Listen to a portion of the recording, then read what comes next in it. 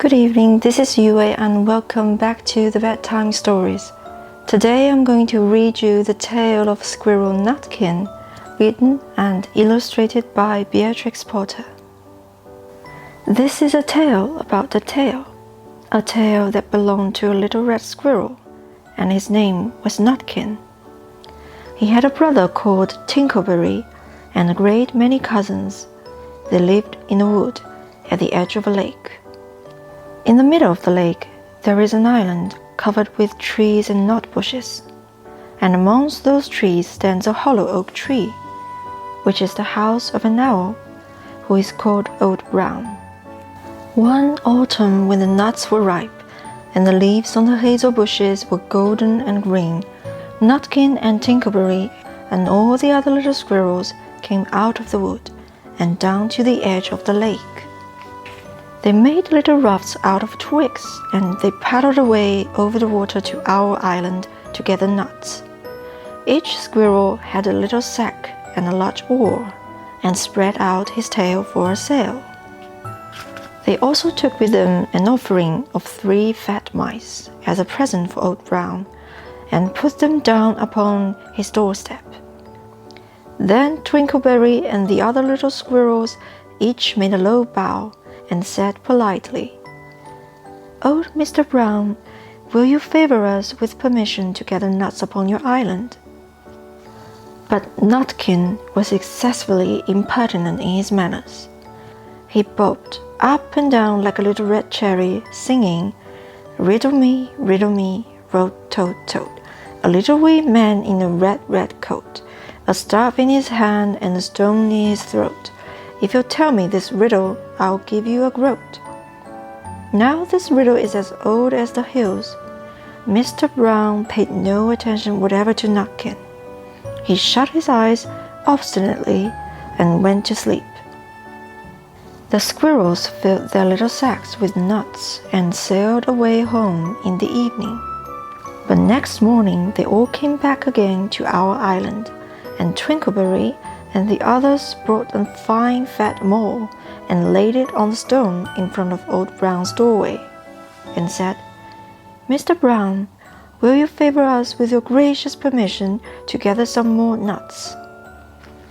But Nutkin, who had no respect, began to dance up and down, tickling old Mr. Brown with a nettle, and singing, "Old Mr. B, riddle me ree, hitty-pitty within the wall, hitty-pitty without the wall.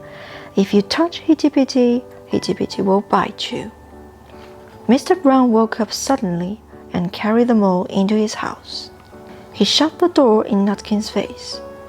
Presently, a little thread of blue smoke from a wood fire came up from the top of the tree, and Nutkin peeped through the keyhole and sang, "A house full, a hole full, and you cannot gather a bowl full."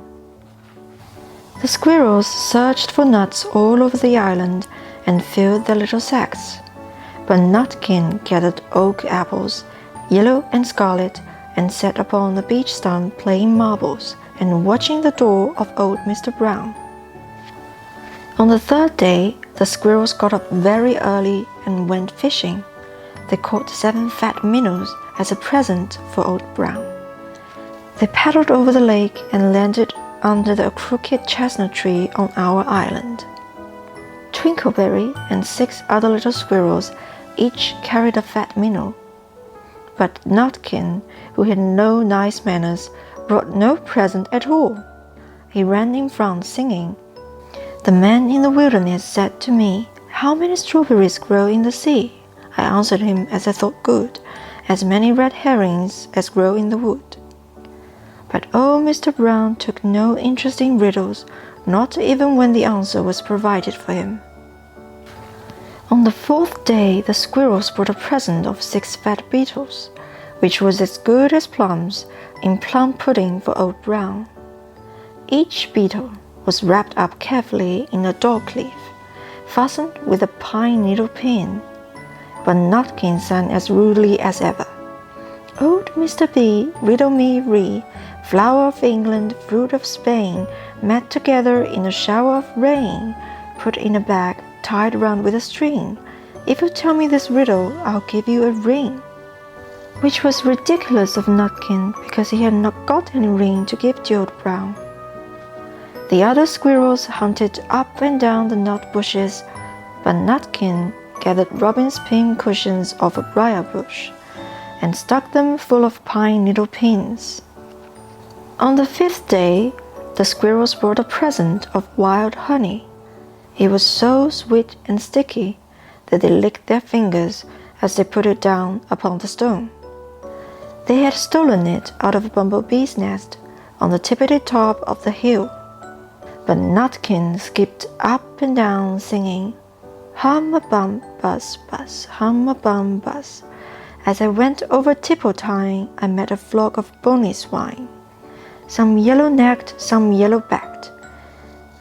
They were the very boniest swine they ever went over Tipple-Time." Old Mr. Brown turned up his eyes in disgust at the impertinence of Nutkin, but he ate up the honey. The squirrels filled their little sacks with nuts, but Nutkin sat upon a big flat rock and played ninepins with the crabapple and green fir cones. On the 6th day, which was Saturday, the squirrels came again for the last time. They brought a new laid egg in a little basket as a last parting present for Old Brown. But Nutkin ran in front, laughing and shouting, "Humpty Dumpty lies in the bag with a white counterpane round his neck. 40 doctors and 40 wrights cannot put Humpty Dumpty to rights." Now old Mr. Brown took an interest in eggs. He opened one eye and shut it again, but still he did not speak. Nutkin became more and more impertinent. "Old Mr. B, old Mr. B, hickamore, hackamore on the king's kitchen door. All the king's horses and all the king's men couldn't drive hickamore, hackamore off the king's kitchen door." Nutkin danced up and down like a sunbeam, but still Old Brown said nothing at all. Nutkin began again. "Arthur O'Bower has broken his band. He comes rowing up the land. The King of Scots, with all his power, cannot turn Arthur of the Bower." Nutkin made a whirring noise to sound like the wind, and he took a running jump right onto the head of Old Brown. Then all at once there was a flutterment and scufflement and a loud squeak. The other squirrels scuttered away into the bushes. When they came back very cautiously, peeping round the tree, there was Old Brown sitting on his doorstep, quite still, with his eyes closed, as if nothing had happened. But Nutkin was in his waistcoat pocket. This looks like the end of the story, but it isn't. Old Brown carried Nutkin into his house and held him up by the tail, intending to skin him. But Nutkin pulled so very hard that his tail broke in two, and he dashed up the staircase and escaped out of the attic window. And to this day, if you meet Nutkin up a tree and ask him a riddle, he will throw sticks at you and stamp his feet and scold and shout. And this is the end of the story. Good night and sweet dreams.